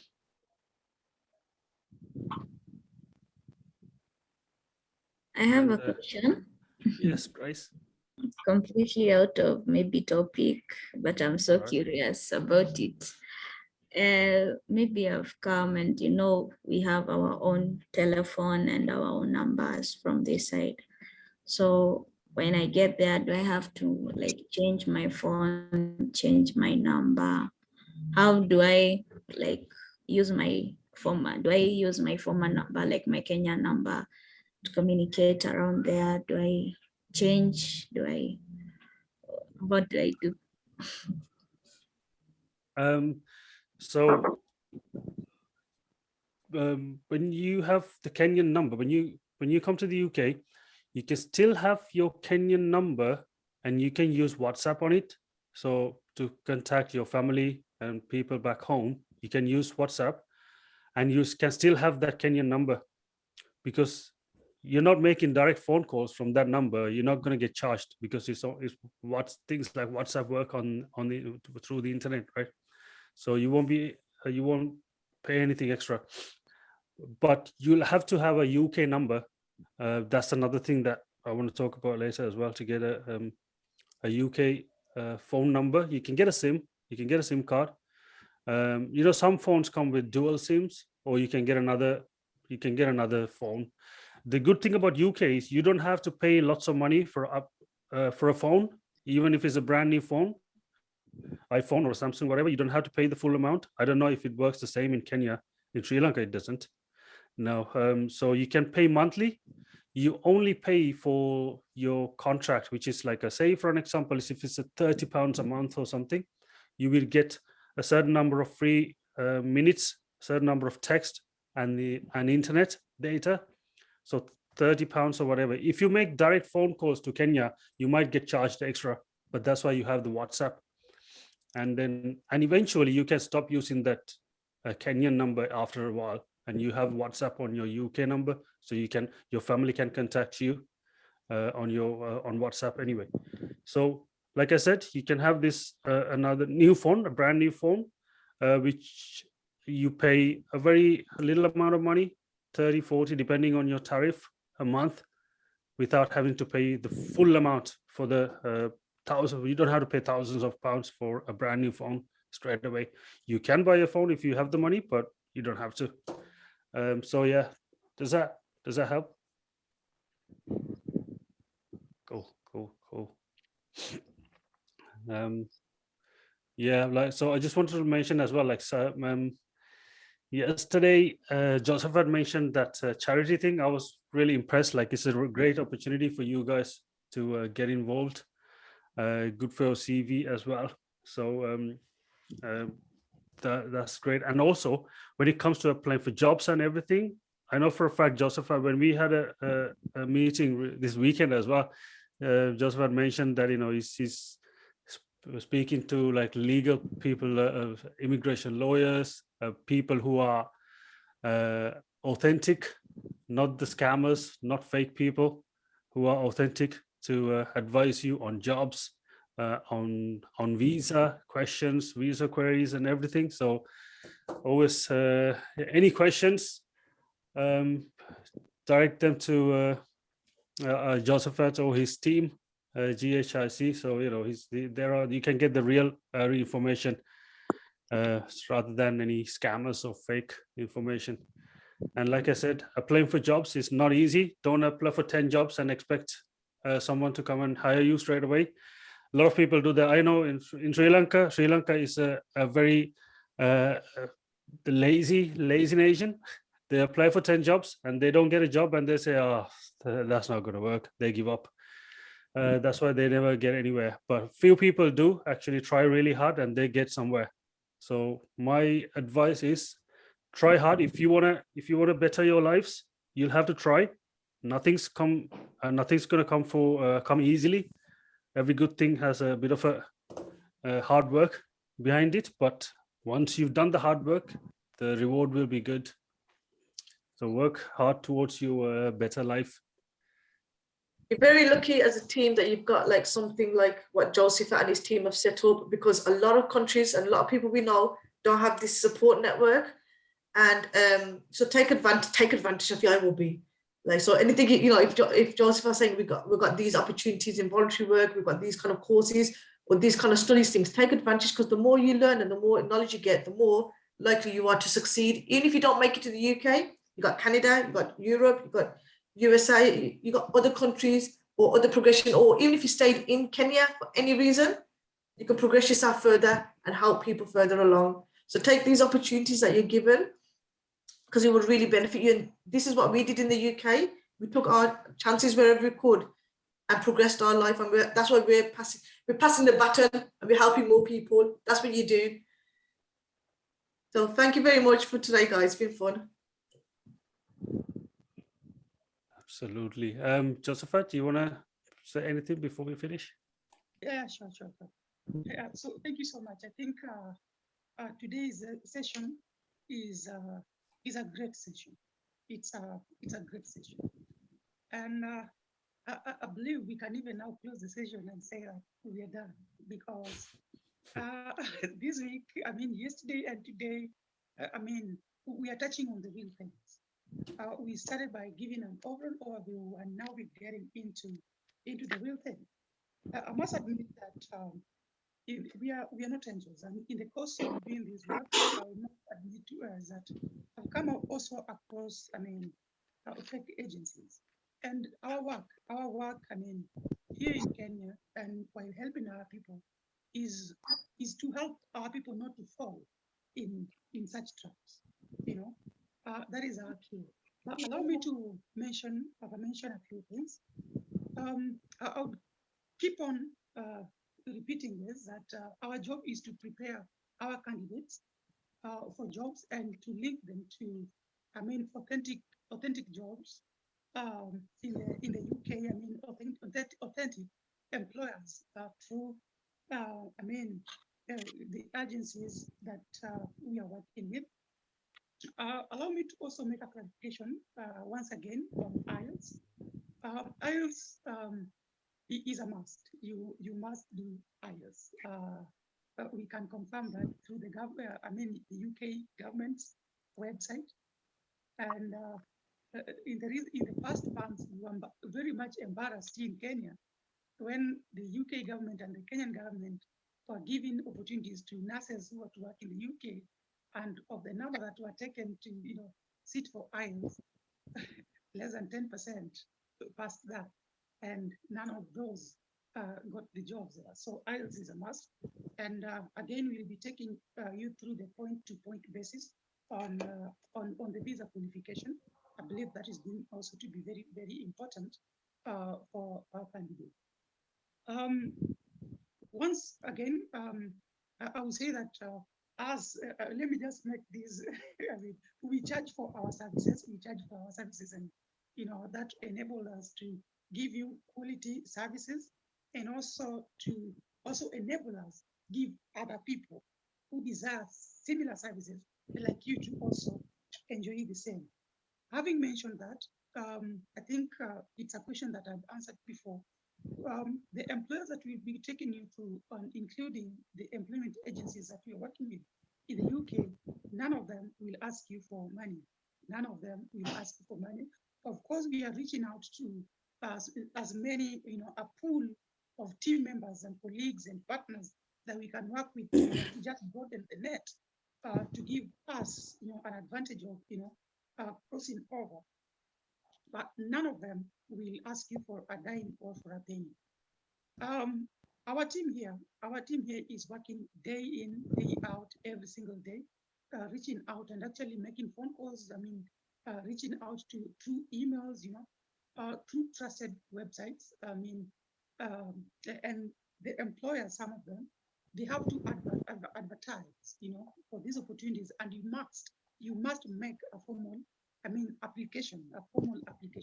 We are not going to take you and tell you, Grace, here's the job, take the job. It's not going to work that way. It will not work that way. So it will be a series of applications, as I mentioned yesterday. So again, there was a time Kenya was in the amber list of by the NHS, and they were not recruiting from NHS. I believe from today, we're going to get a clear direction on the application moving forward. Actually, it's a day that I've been waiting for personally, very, very passionately.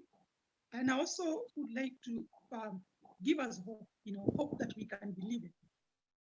That one of our candidates applied on our own, not through us, through NHS, and got the job. That is, I think, 2 days before that Kenya was put in the amber list, which I believe it has been lifted, and more opportunities are open.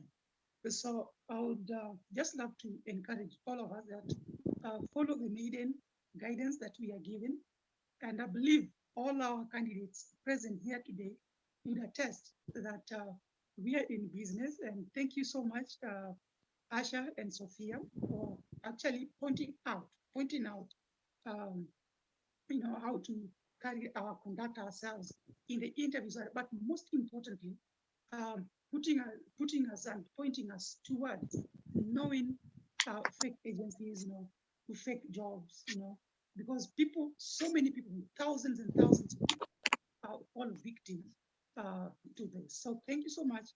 And I'm looking forward to an exciting session tomorrow. It gets better every day.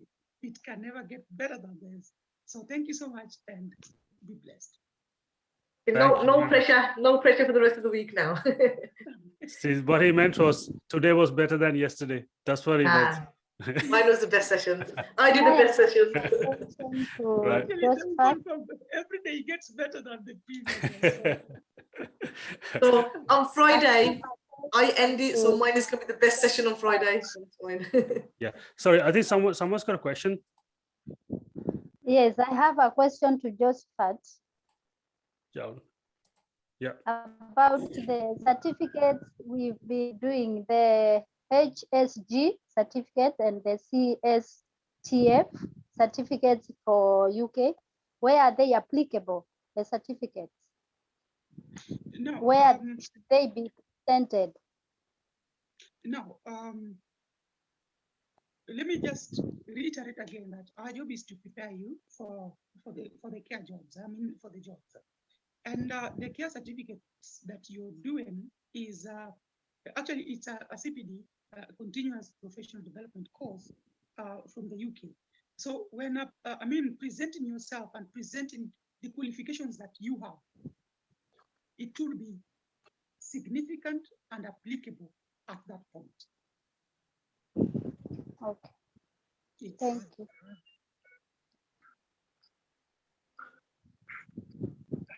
So yeah, if you have any more questions, write it down. You know, we'll love answering your questions. You know, we want to make everything clear before we finish our sessions. So if you have any questions from today's session or previous sessions, write them down, ask them tomorrow, and we are more than happy to answer your questions.